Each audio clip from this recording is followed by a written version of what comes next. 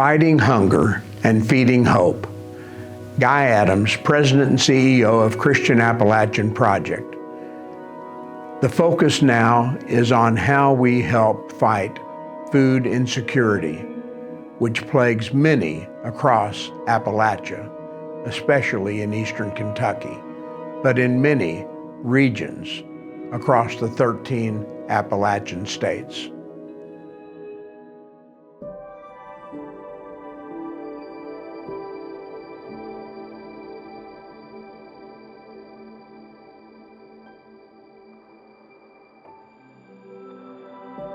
Food insecurity in our geography across central and eastern Kentucky is 17.2%. That's 265,000 people, and it's 4 percentage points higher than the national average. The term food insecurity comes from the United States Department of Agriculture.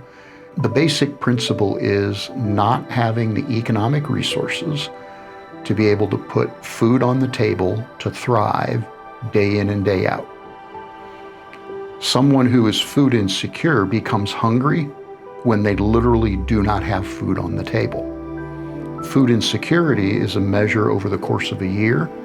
Some people may be hungry 1 or 2 months out of the year. Others may be hungry every month of the year. So food insecurity is about the economic instability to be able to nourish and thrive.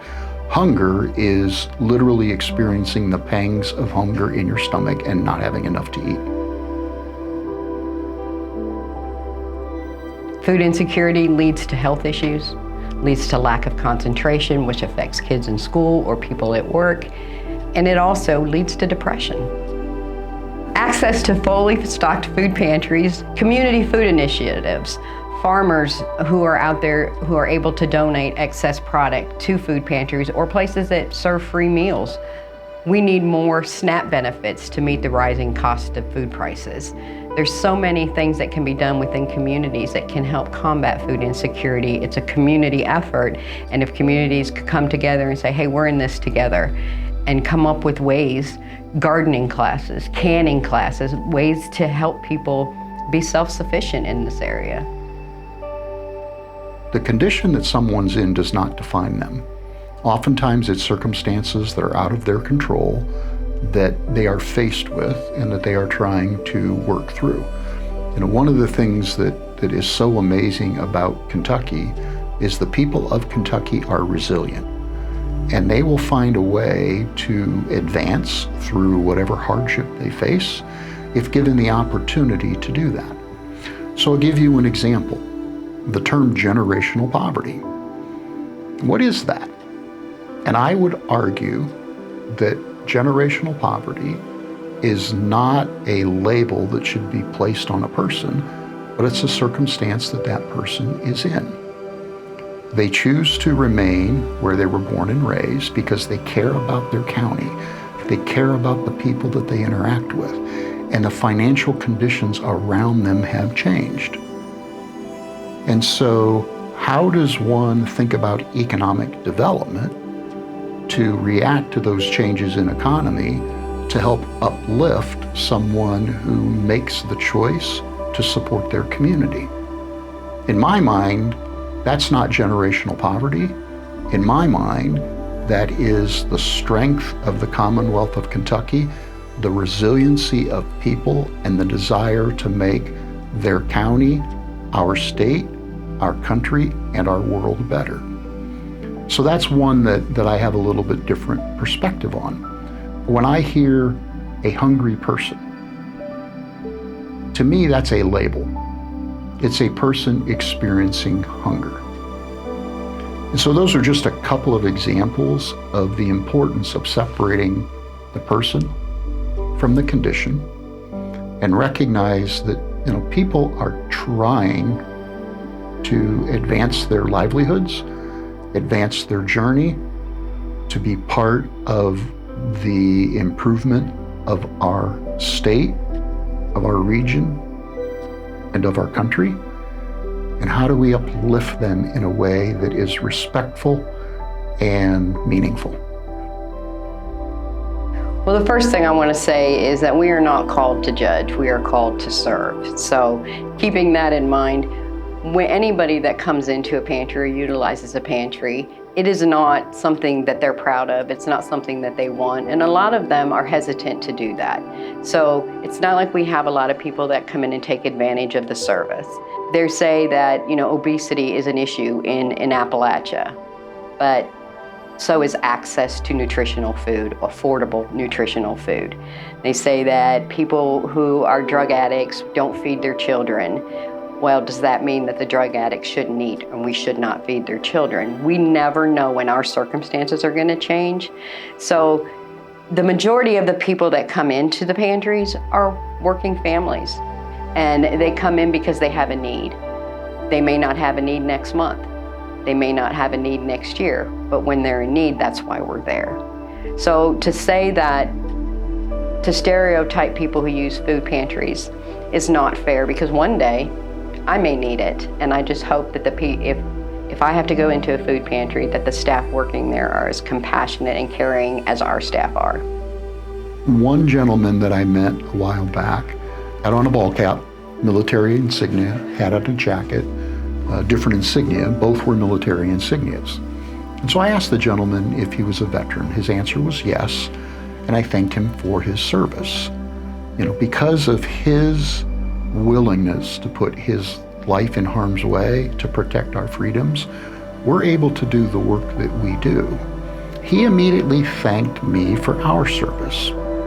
And so I asked him why, and he basically said, "You've saved my life." And it appeared from the way he described his circumstances that he had lost his job, he had lost his spouse, he had lost his home, he was unhomed, and he had no place to go. And he basically said, had it not been for the food pantry and for the food that he received through that food pantry and through God's Pantry Food Bank, he probably would not have been with us today. Literally saved his life. Another circumstance, and this is even deeper into Appalachia, an individual who had a job, was not only gathering food for herself, but was also gathering food for someone else who had a part-time job and was not able to get to the pantry when the pantry was open.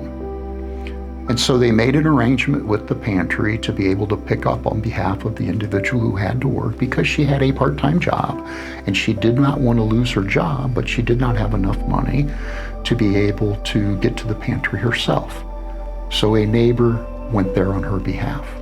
That's people helping people. That's someone who recognizes that having that job was critically important, and that's someone who understood the importance of being able to work through the process to get food without jeopardizing their job. So when I hear people talk about people should just pull themselves up by their bootstraps, I think that's what that woman was doing, right? She was honoring her job. She was figuring out a way to get the services that were necessary to thrive without jeopardizing her job. Those are just two stories of experiences that I've had, how God's Pantry Food Bank, how Christian Appalachian Project, and how all of the food pantry and meal programs that we partner with together, how they help people get through their journeys in life.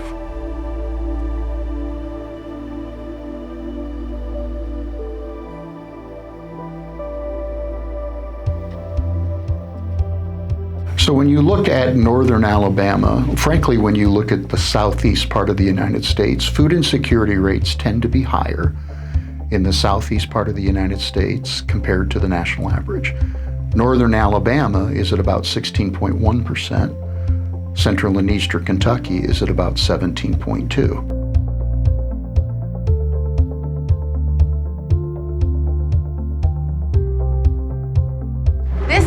Being a rural area, you're gonna have more farmers here. You're gonna see a lot of tractors here, a lot of poultry feed here. That's what Moulton is all about, country living. Because we're country here. I am LaShonda Craig from Moulton, Alabama, here at 13533 Alabama Highway 157, a major highway. I started this food pantry in 2016. I see this building, red building on 157. I said, this building's empty on a major highway, but most soup kitchens are in a neighborhood, but we don't have that here. And everybody knows where 157's at. We get this food in here from the farmers. When you're in a food desert, you're gonna have to get what you can get. And we try to put stuff together, things like the sweet potatoes, the canned goods, something they can make a meal out of. So we just want the people to have a meal. People need meals. I was going to this church. You can see that people, when you ride by, this church has always got a long line giving away. I stopped by there one day. I was like, wow. I was like, I wonder what they give to my community. So I met this lady named Linda, and got to talking to them. They were really sweet people and nice.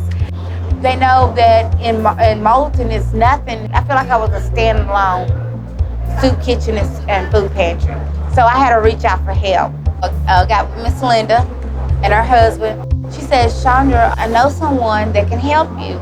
This guy named Brian Conley. I talked to Mr. Brian Conley, and I told him what I was doing, and my name and everything. And he said, okay. He told me about the paperwork. I said, the paperwork was simple. He gave me no problem. Never met him. I talked to him on the phone. He liked the fact that I was doing what I was doing here in my county. So that's how I got with Operation Sharing. The biggest thing I love what Operation Sharing is getting is snacks for kids. So yeah, so that helps out a lot. We've been having the community garden about 3 years. We're having it big this year. That way we can feed more. We're hoping to feed more. The bigger it is, more we feed. People can come up when we're not here. They can pick from the garden.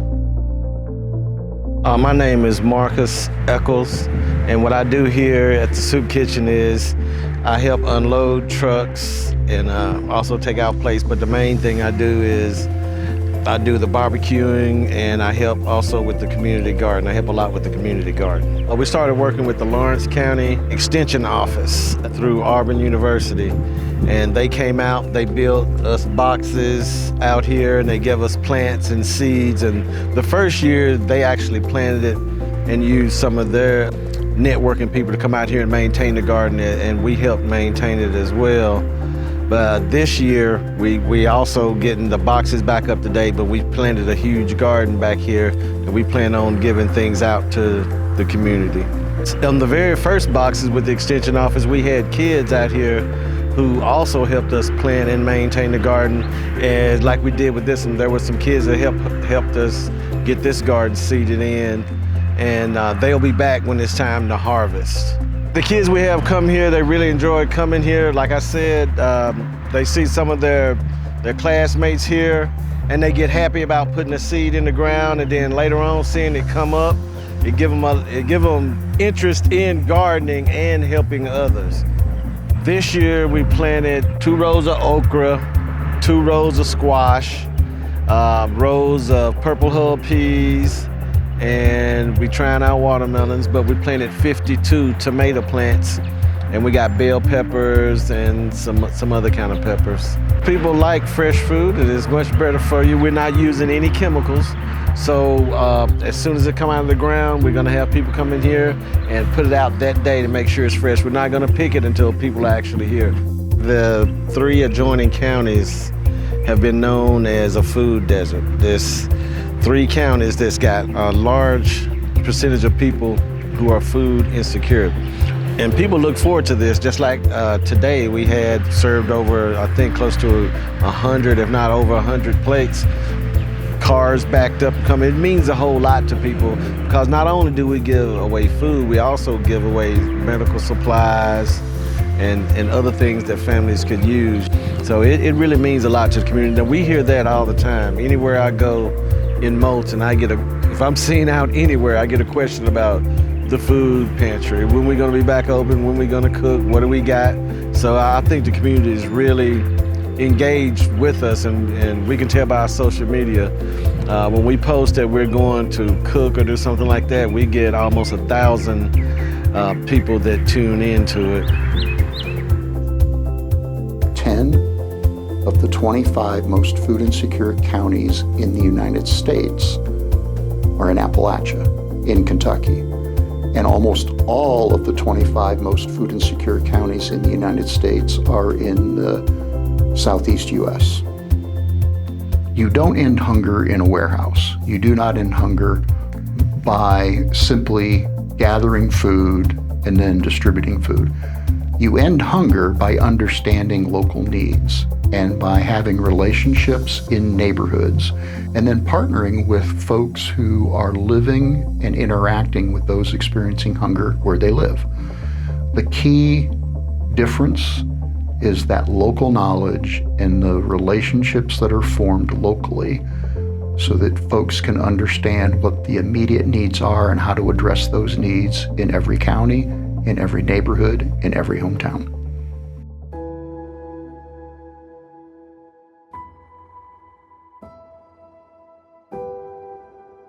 My name is Joyce Marks. I have been involved with the pantry since before it began. There was a young social worker in Jackson County who went to Sister Joanne Lammers, who worked at St. Paul Church at the time, and I'm a parishioner at St. Paul Church. And he said, we need a food bank in Jackson County. There was no food bank here. The church had just a shelf with a few food items on to help with people who were in dire straits. And that probably was even before, I think that was even before food stamps got started. Sister Joanne was quite an innovator. She got a list of all the churches in Jackson County, every denomination, and sent out letters inviting churches to come to a meeting to possibly establish a food bank. So that was the very beginning of how the food bank got started. Of course, that was just the very beginning. Sister Joanne went to God's Pantry in Lexington, tried to find out how it was organized and all that type of thing. Then we needed a place. And so there was a member at St. Paul's Church who was the CEO of White House Clinic at that time. He said, well, I have a closet you can have to start out in. I won't even charge you for it. Melvin, my husband, and my sons went and set up this closet and made it into a food bank, and that's how we got started.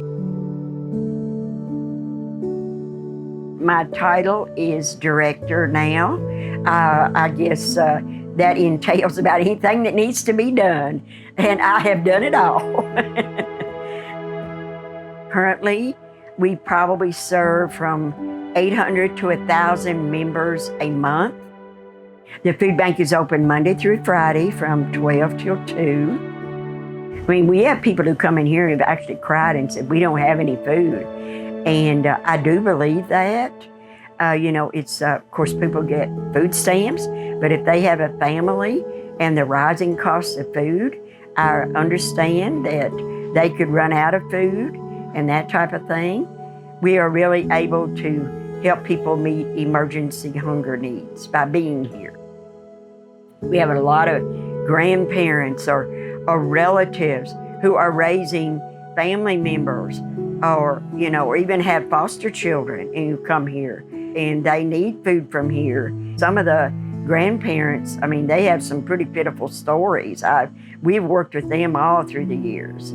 So yes, we are able to help these people. I'm so glad we are here, to be able to help them and assist them. The other day, there was a boy came, and I knew him from school, and I looked at him and said, honey, you've lost a lot of weight. Well, when I get home that night, I get a phone call. And they said they knew he'd come up here that day and said, did you know that he's starving? And I said, what? And I said, why didn't somebody tell us so that we could give them more food? And I said, I'll tell Miss Joyce tomorrow. And I said, no, I'll tell Miss Joyce tonight. I called her and told her, and she said, on his card, pull his card tomorrow, and on his card's write down extra food and we'll give him extra food. And they tell me that the lady that picked him up that day to bring him up here, he was picking mulberries off a tree, eating them. And that really, I didn't rest that night, but he came back. She brought him back, and Miss Joyce gave him extra food. But that really troubled my soul. And I prayed that night. I prayed, God, I want you to show me when somebody really comes and's really in need. I want to live till God will show me if a person needs it, till we give it to them that day and not lay awake at night. This is a good place. This is a wonderful place. There'd be a lot of hungry people here in this county if not for the food, if not for Miss Joyce. She works hard. I want to serve the people, but I want to serve God. I want to do right. There is need here, and we came here with the Christian Appalachian Project back in 1965, and that is the reason that we came here, was to be able to help with this organization and in order to make a better life for a lot of people. And so that is what we've done. I'm going to be 82, and I want to be here. I want to be here. And I'm thankful I'm able to be here.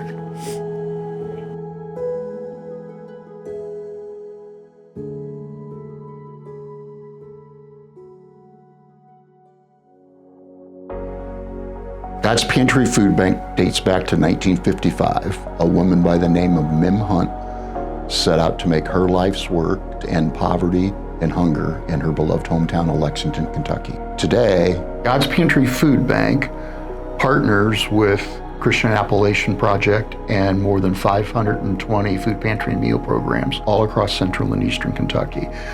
We work with each of those institutions, each of those organizations to help provide service to those experiencing hunger in their county. About 2/3 are faith-based. The remaining 1/3 are a variety of different types of organizations. Oftentimes the food pantry will be in the basement or in fellowship hall of a church. For some of the larger organizations, they are often in a recreation center, or they might be a homeless shelter, or they might be a recovery center. There's a number of different types of institutions. When I talk about a food pantry, I'm generally talking about someplace where an individual goes to get food, and then they take that food back to their home and they prepare their meals. When I talk about a meal program, I'm generally talking about a site where someone goes to consume a meal at that site. Often that's some kind of a shelter. Both Christian Appalachian Project and God's Pantry Food Bank, along with all of the partners that we work with, are very focused on helping folks find their pathway and their journey by getting resources that they may not otherwise have. It's that forward-looking, community-based effort to improve society and to improve people's lives. That's why the partnership matters. Back in the early years of CAP, when Father Biting was around, he always knew that there was an issue with food insecurity. So one of the things that he did was allow CAP to be a distribution site for the elderly commodity program. But then in 2007, we had a volunteer who was working here with our family advocacy program, which provided assistance for emergency needs. And what she was noticing was that one of the emergency needs that was becoming more and more prevalent was the need for food. So she started a food closet. She just started putting canned goods in a closet, and as people come in, she would give them away. And out of that grew the Grateful Bread Food Pantry. So we started the Grateful Bread Food Pantry in 2007. Later, we partnered with Water into Wine in Magoffin County. And although we don't operate that pantry, we partner with them and support them. And they were the only pantry operating in Magoffin County, and its food insecurity rate is over 20%. It's huge. And then in 2021, we saw a need in McCreary County, so we opened up a food pantry in McCreary County, the Eagle Food Pantry, in 2021. So we provide food to families through our food pantries, but we also offer a backpack program that we put food together for weekend food for kids in the local school system. We take part in the federal food service program through our camps and our child development centers, where we can make sure that our participants are being provided with food and meals when they come and attend our child development centers and come to get our or attend our camps, and then we can get reimbursement from the federal government. So we are part of those programs as well. We provide food boxes to families that are in need of food at all of our pantries, but specifically with Grateful Bread, they can come in once a month. If they have a need for food and we provide a food box, they can come in and shop and choose the food that they want that benefits them the most, because one of the things that we don't want to do is have food wasted. So they have an option to come in, walk around the pantry with our staff, choose the food that they want, or they can take advantage of our drive-through if they're not able to get out and have a pre-made food box that they can pick up. We also do a lot of community awareness with our local school system, specifically the Hunger Walk. Back in 2012, one of the staff that worked at the Grateful Bread Food Pantry said, hey, why don't we do a Hunger Walk? And so we said, well, let's go with it, let's plan it. It's community awareness. It's letting the community know of the hunger issues where they live and how they can help combat that, what they can do to get involved. Since 2012, our first Hunger Walk, we had like 100 walkers. Last year, our Hunger Walk, we had over 1,000 walkers. One of the things that it does specifically in Rockcastle County and in McCreary County is we get the students from the schools to come and give talks. So we have a student from the elementary, middle, and high school come and talk to their peers about hunger issues and what they can do, and making sure that the community is aware. And then that leads them to saying, what can I do to help? And sometimes it's the kids that get the parents or even their schools and teachers involved in saying, we want to do more. We have friends that suffer from this. So it's a lot of community awareness. Our local school students come in and help us provide the elderly commodity boxes, which we distribute in 3 counties. We're a distribution site. We also deliver food to people who can't make it to the pantries. For whatever reason, lack of transportation, illness, shut in, they don't have the means to get to the pantry, so we make deliveries to them.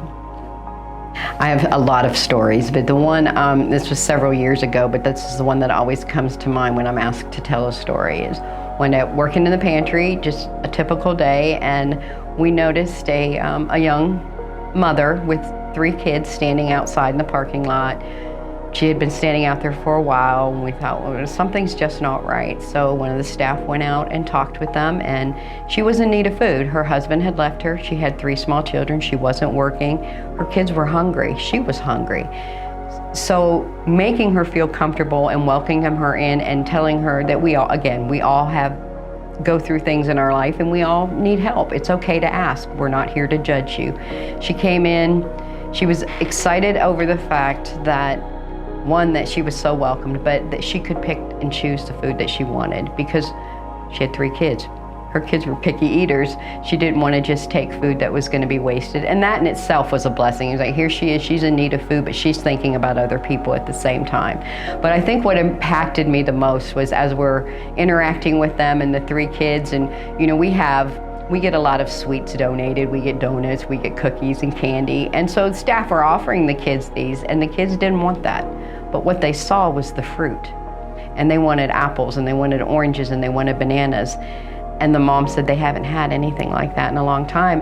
You think you have all this stuff to offer, and these are kids, and we're gonna give them, donuts and stuff. But what they found to be most important to them was that fruit. And just the atmosphere, and how her attitude and her feelings changed from the minute she walked in to the minute she left. She later came back and volunteered at the pantry. And it's like, you never know how you're going to impact people. You never know how they're feeling when they come in. So for me, it made me think about everybody that walks through that door has a story. And we need to build relationships, and we need to find out what their story is. Because a lot of people that come into the pantry as well, we can refer to other services.